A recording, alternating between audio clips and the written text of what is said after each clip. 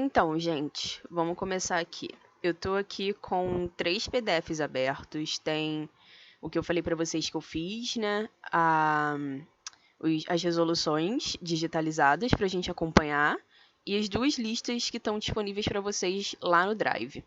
Então, a gente vai começar pela primeira lista, que é a lista de operações básicas. Então, prestem atenção para vocês não pegarem a lista errada. É a lista que foi preparada pelo professor Pedro Paixão. Vocês não conhecem o Pedro ainda, ele é nosso monitor esse ano, monitor de matemática, e ele está ajudando a gente aí nessa produção de material. Eu vou marcar ele na postagem no grupo para vocês poderem ver o rostinho dele também. E essa lista foi preparada por ele. Todas as nossas listas vão ser sempre divididas em 2 partes.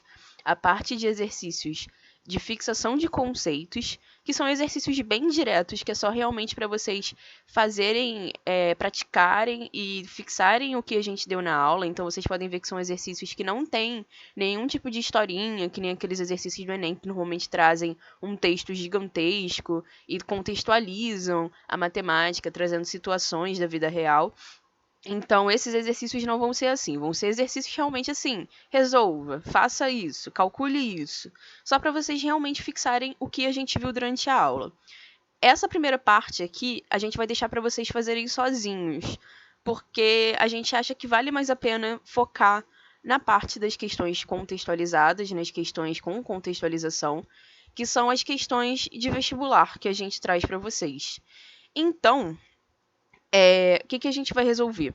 A gente vai resolver aqui a questão número 2, a questão número 4 e a questão número 5. São as 3 questões que eu selecionei dessa lista. A gente não vai resolver nessa ordem, tá? A gente vai resolver numa ordem um pouco diferente, que eu acho que vai fazer um pouco mais de sentido. Aqui a gente está um pouquinho desformatado, a letra está um pouquinho mais clara, mas não vai fazer diferença nenhuma. Então, finjam que está tudo certinho. Questão número 2. Vamos começar aqui ali. Um pesquisador, ao explorar uma floresta, fotografou uma caneta de 16,8 centímetros de comprimento ao lado de uma pegada, que é essa foto aqui. O comprimento C da caneta e a largura L... Pera, acho que eu li errado. Vamos voltar. O comprimento da caneta C, a largura... Gente, engasguei.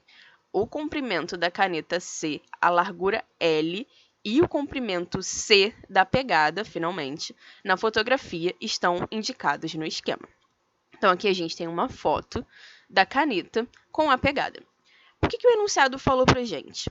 O enunciado falou que a caneta, o tamanho real da caneta é 16,8 centímetros. Só que esse explorador ele tirou uma foto dessa caneta ao lado de uma pegada. Na foto, a caneta tem 1,4 centímetros.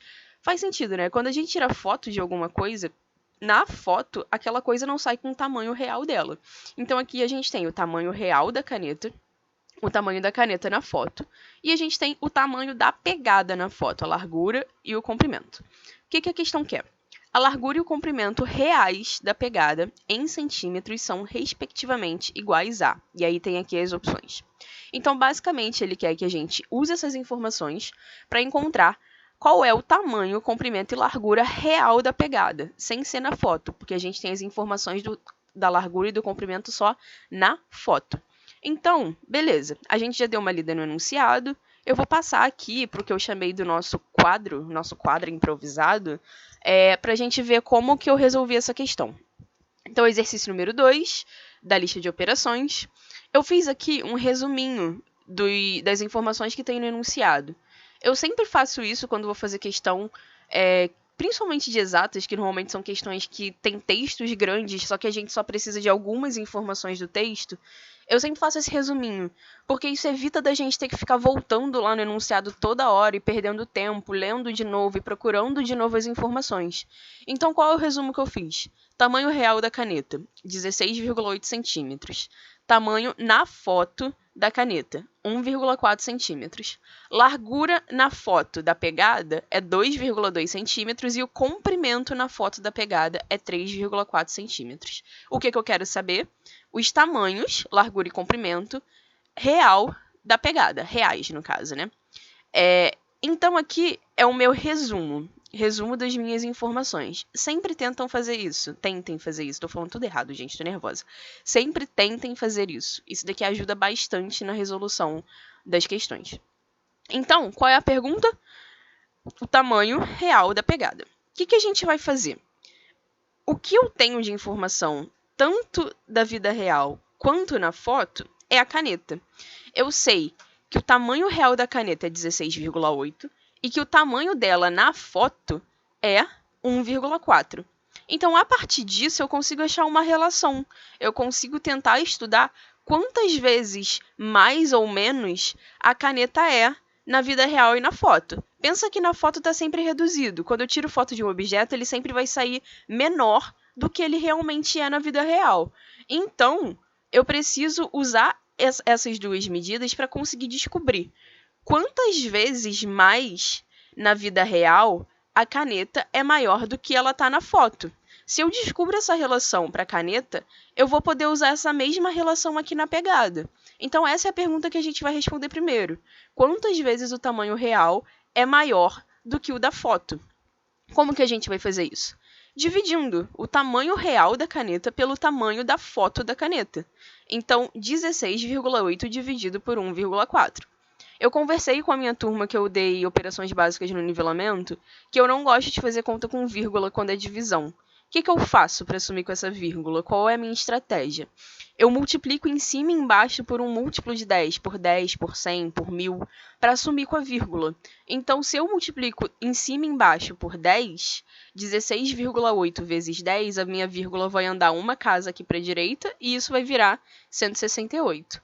1,4 vezes 10, a minha vírgula de novo vai andar uma casa para a direita e 1,4 vai virar 14. Sempre que eu tenho uma fração, eu posso fazer operações em cima e embaixo nessa fração. A única regra é que eu tenho que fazer exatamente a mesma operação. Então, se eu multipliquei em cima por 10, eu tenho que multiplicar embaixo por 10. Se eu dividir em cima, sei lá, por 5, eu vou ter que dividir embaixo também por 5. A operação tem que ser sempre a mesma. Se a operação for a mesma em cima e embaixo, a gente não vai alterar o valor do nosso resultado. Então, ao invés de fazer essa conta horrorosa aqui cheia de vírgula, 16,8 dividido por 1,4, eu vou fazer 168 dividido por 14, que é muito mais fácil da gente fazer. E eu cheguei nessa conta como? Multiplicando os valores em cima e embaixo da fração por 10. Então, vamos fazer 168 dividido por 14. Não vou me estender muito nessa conta, né?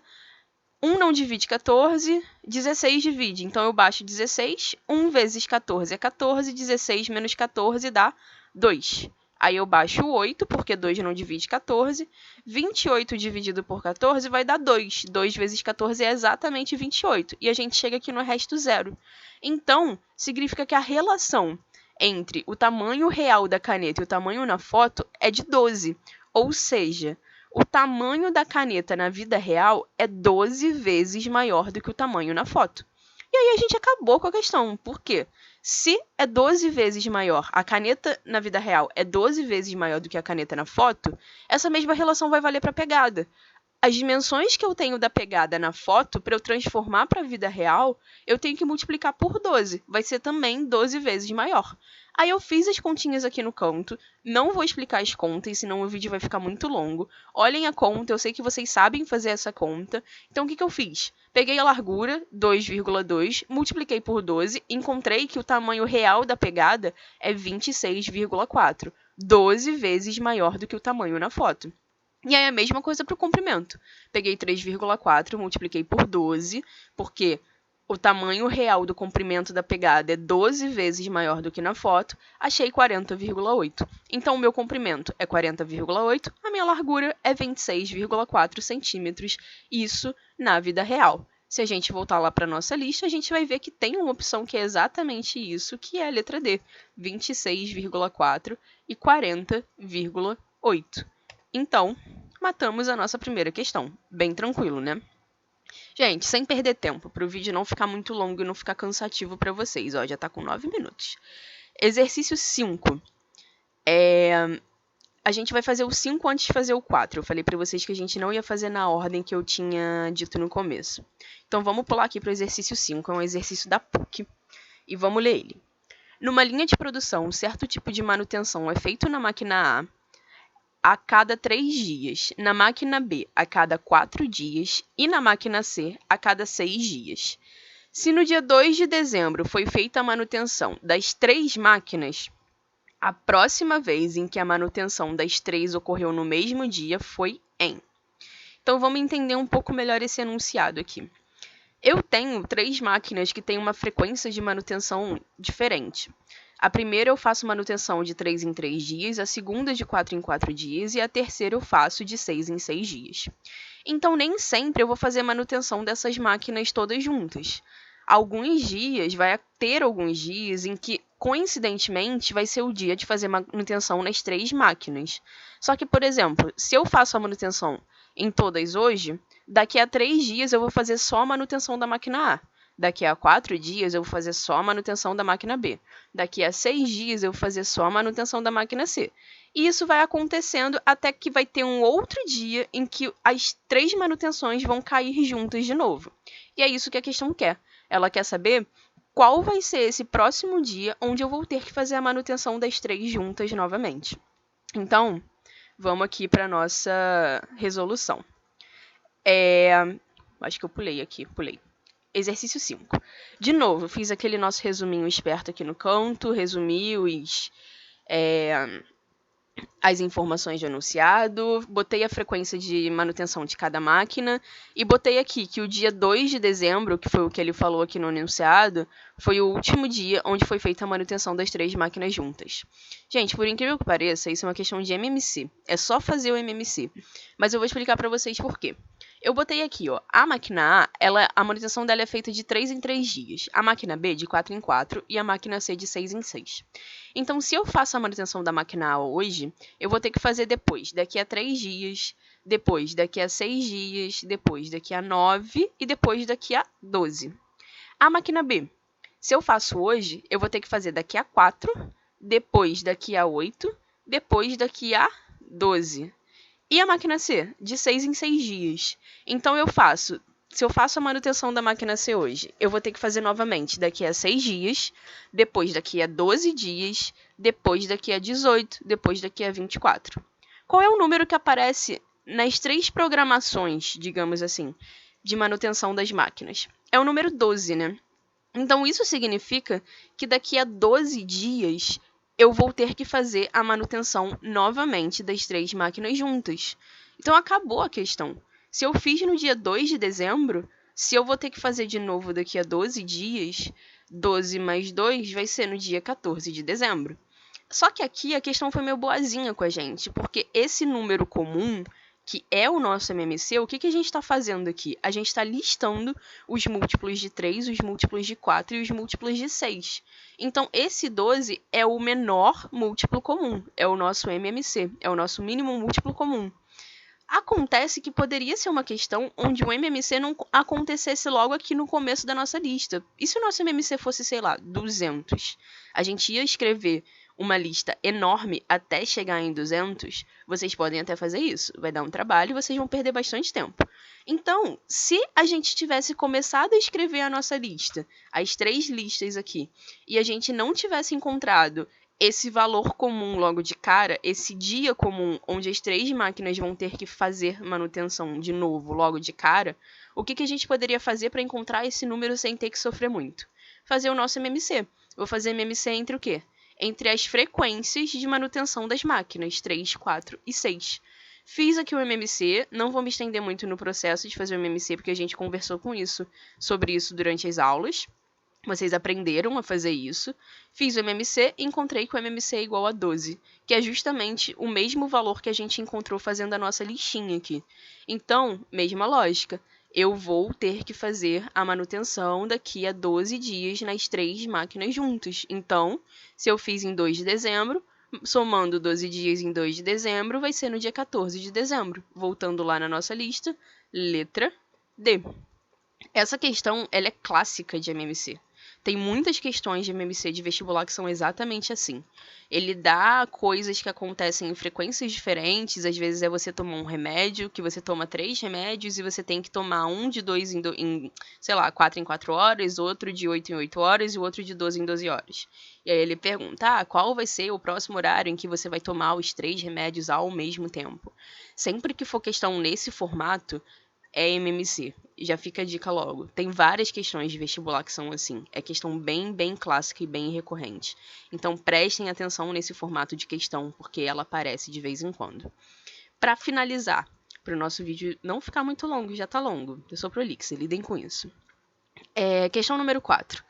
Deseja-se postar cartas não comerciais, sendo 2 de 100 gramas, 3 de 200 gramas e 1 de 350 gramas. O gráfico mostra o custo para enviar uma carta não comercial pelos correios. Aí a gente tem um gráfico aqui. Também é uma coisa que aparece muito no Enem, a questão para a gente interpretar gráficos.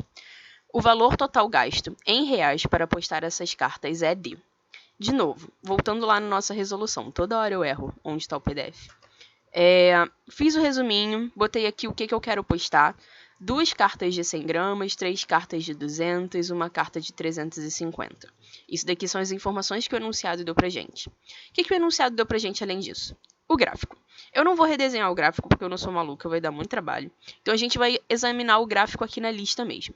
O que esse gráfico quer dizer? Que é a parte mais difícil de entender da questão.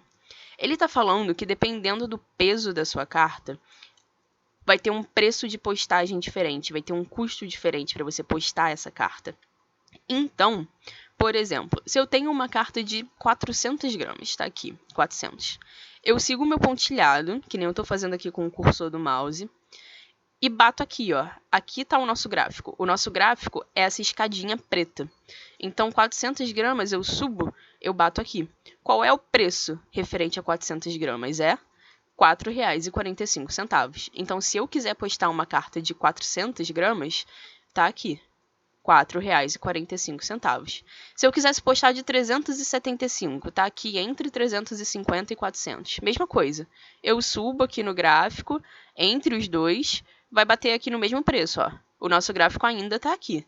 Então, para postar uma carta de 375 gramas, eu também gastaria R$ 4,45. O que a questão quer? 100, 200 e 350 gramas. Então, vamos ver o preço dessas 3 cartas. De 100 gramas, é a primeira que está aqui, eu subo no gráfico. Aí tem essa coisa esquisita aqui, tem uma bolinha preta e uma bolinha branca. O que isso quer dizer? A bolinha preta, que é a bolinha preenchida, é o valor que a gente tem que usar. A bolinha branca está querendo te dizer o seguinte, quando você sobe aqui em 100, você tem 2 opções. Você bate aqui no gráfico, na bolinha preta, em R$ 1,70, e você também bate no gráfico, se você continuar subindo, aqui na bolinha branca, em R$ 2,15. Aí fica meio confuso, parece que tem 2 preços para um mesmo peso. Só que não. Isso daqui a gente chama de aberto e fechado na matemática. A bolinha preta é o gráfico o ponto onde o gráfico está fechado, e a bolinha branca é o ponto onde o gráfico está aberto. O nosso valor é sempre o valor referente à bolinha preta. É o valor referente ao gráfico, o ponto onde ele está fechado. Então, para 100 gramas, o nosso valor vai ser aqui, ó. Bateu aqui onde o gráfico está fechado, vai ser R$ 1,70. Mesma coisa para 200 e para 350. Para 200, subi, bati aqui no gráfico, onde ele está fechado, em R$ 2,65. E para finalizar, 350, subo, vou até onde o nosso gráfico estiver fechado, até a nossa bolinha preta. Bato aqui em R$ 4,00. Então, aqui eu tenho os meus 3 preços. Carta de 100 gramas, R$ 1,70. Carta de 200 gramas, R$ 2,65. Carta de 350 gramas, R$ 4,00. Quem tiver ficado confuso com esse gráfico, se tiver ido muito rápido, volta no vídeo, vai pausando, escutando com calma, fazendo as anotações para entender. Eu deixei essa questão por último justamente porque a análise desse gráfico é um pouco chata. Então, eu queria explicar com um pouco de mais calma para vocês. Então, qualquer dúvida em relação a esse gráfico, me perguntem no Facebook, me mandem mensagem, não tem problema. Quem tiver ficado com dúvida, ouvido o vídeo 10 vezes e ainda não entendeu, fala comigo que a gente tenta entender junto. Mas o que importa pra gente é descobrir o preço de postagem de cada tipo de carta, que foi o que eu fiz analisando aqui o nosso gráfico. Então, se eu vou postar 2 cartas de 100 gramas, 3 de 200 gramas e uma de 350, qual vai ser o meu preço total? Vai ter que ser 2 vezes o preço da carta de 100 gramas, que é R$ 1,70, mais 3 vezes o preço da de 200 gramas, que é R$ 2,65, mais uma vez o preço de 350 gramas, que é R$ 4,00. De novo, não vou fazer as contas, vocês podem fazer aí no cantinho do papel, porque conta de multiplicar, eu acho que vocês têm um pouco mais de facilidade, dividir que pega um pouco mais. 1,70 vezes 2, mais 3 vezes 2,65, mais 4. 1,70 vezes 2 dá 3,40. 3 vezes 2,65 dá 7,95. E 4 tá sozinho, a gente só vai repetir. Aí eu somo os 3 e eu vou encontrar que o nosso preço total de postagem é R$ 15,35. Voltando lá na nossa lista, R$ 15,35 é a nossa letra D, de novo, que vai ser a nossa resposta. Então, gente, vou parar por aqui e vou dar continuidade à nossa lista agora de frações. Vamos trocar de lista e vamos fazer alguns exercícios da lista de frações, ok?